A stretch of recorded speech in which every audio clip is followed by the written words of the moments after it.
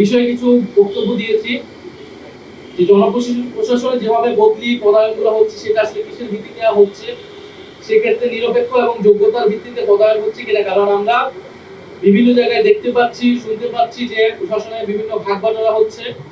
বড় রাজনৈতিক দল হিসেবে যারা পরিচিত তাদের মধ্যে তারা নিজেদের মধ্যে প্রশাসন, এসপিডিসি এগুলো ভাগ বাটোয়ারা করছে এবং নির্বাচনের জন্য তারা সেই তালিকা করছে, সরকারকে সেগুলো দিচ্ছে এবং উপদেষ্টা পরিষদের ভিতর থেকেও সেই দলগুলোর সাথে সে ব্যাপারে সহায়তা করছে।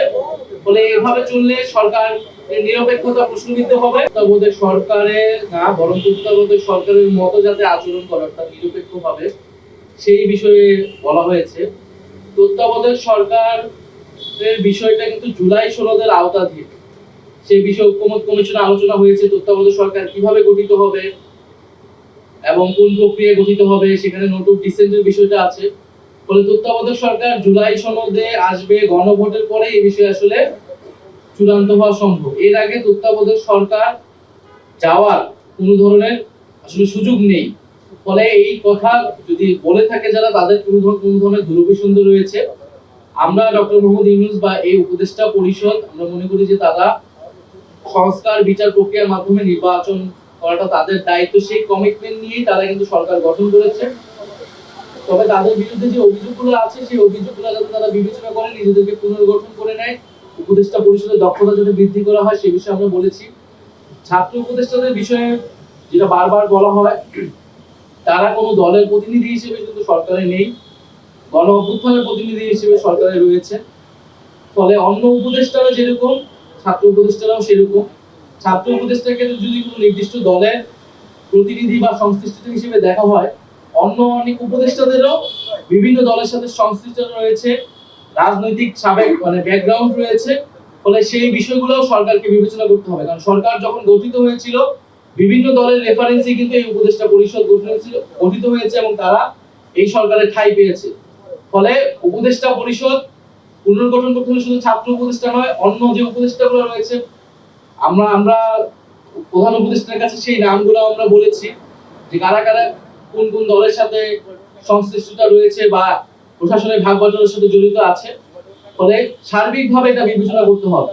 আমরা নির্বাচন কমিশনের ব্যাপারে এজ এ হোল আলোচনা করেছি যে আমরা নিবন্ধন পাওয়া থেকে শুরু করে এবং জাতীয় লীগ নামে যে আরেকটা দলকে নিবন্ধন দেওয়া হলো এবং শাপলা প্রতীক নিয়ে আমাদের সাথে কিরকম আচরণ করা হচ্ছে এবং ইশরাক হোসেনের মামলায় নির্বাচন কমিশনের যে অবস্থান ছিল এবং নির্বাচন কমিশন যে নিয়োগ কোন আগের আইনে যে নিয়োগ হয়েছে, ফলে পুরো প্রসেসে নির্বাচন কমিশনের যে কার্যক্রম এবং প্রশ্নবিদ্ধ হয়েছে যে সেই বিষয়টা আমরা তুলে ধরেছি। আমাদের যদি প্রতীক না থাকে তাহলে তো আমাদের পক্ষে নির্বাচনে অংশগ্রহণ করা সম্ভব হবে না। আর অন্য কোনো প্রতীক তো আমরা নিব না, সেটা আমরা বলেছি। আমরা বলেছি নির্বাচন শাপলা কেন আমরা পাবো না তার আইনি সাংবিধানিক ব্যাখ্যা আমাদের দিলে তখন আমরা অন্য প্রতীকের বিষয় বিবেচনা করব। তার এখন তো সেটা যদি নির্বাচন কমিশন না দেয় তার মানে সেটা শুধু প্রতীকের ইস্যু না, এটা নির্বাচন কমিশনের নিরপেক্ষতার প্রশ্ন, নির্বাচন কমিশন ন্যায় বিচার করছে কিনা একটা দলের সাথে সেটার প্রশ্ন। ফলে যে নির্বাচন কমিশন আমাদের নিবন্ধন এবং প্রতীক বিষয়ে আমাদের সাথে ন্যায় বিচার করে না, তার অধীনে নির্বাচনে গিয়ে আমরা নিরপেক্ষতা এবং ন্যায় বিচার পাবো, সঠিক ফলাফল পাবো, সেটাও তো আমরা বিশ্বাস করতে পারছি। আমরা মনে করি যে অবশ্যই এই উপদেষ্টা পরিষদের নিরপেক্ষ এবং দক্ষতা নিশ্চিত করা লাগবে একটি সুষ্ঠু নির্বাচনের জন্য। সেটা সেই দাবির সাথে আমাদের ভিন্নমত নেই।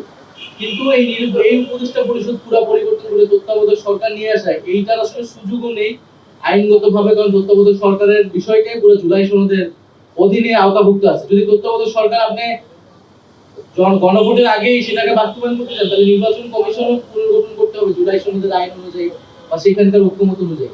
ফলে এই বিষয়গুলো আসলে যারা বলতেছে তারা কোন বিবেচনা বলতেছে, কোন উদ্দেশ্য নিয়ে বলতেছে, এটা আসলে সন্দেহজনক। আমরা এটা স্পষ্ট করেছি যে জুলাই সনদের সাংবিধানিক আদেশ সেটা বিদ্যমান সংবিধানের অধীনে সম্ভব নয়, সেটা প্রেসিডেন্টই দিক অথবা প্রধান উপদেষ্টাই দিক। বিদ্যমান সংবিধানের অধীনে এরকম কোনো ধারা নেই, কোনো সুযোগ নেই। ফলে এই সাংবিধানিক আদেশ জারি করতে হলে আপনাকে সংবিধানের বাইরে আসতে হবে, সেটা একটা এক্সট্রা কনস্টিটিউশনাল ম্যাটারই হবে। ফলে এই এক্সট্রা কনস্টিটিউশনাল ম্যাটারের বৈধতা হবে জুলাই গণ অভ্যুত্থান। জুলাই গণ অভ্যুত্থানে জনগণের যে সার্বভৌম ক্ষমতা এসেছিল তার ভিত্তিতেই জনগণ সংস্কার এবং পরিবর্তন চেয়েছে এবং সেই অনুযায়ী এই সাংবিধানিক আদেশ জারি করা হবে। ফলে এই সাংবিধানিক আদেশ জারি করতে হলে প্রেসিডেন্ট চুপুর জুলাই গণ অভ্যুত্থানের কোনো বৈধতা নেই, বরং তার আগের আমলের ফ্যাসিস্ট আমলের নিয়োগকৃত রাষ্ট্রপতি তিনি।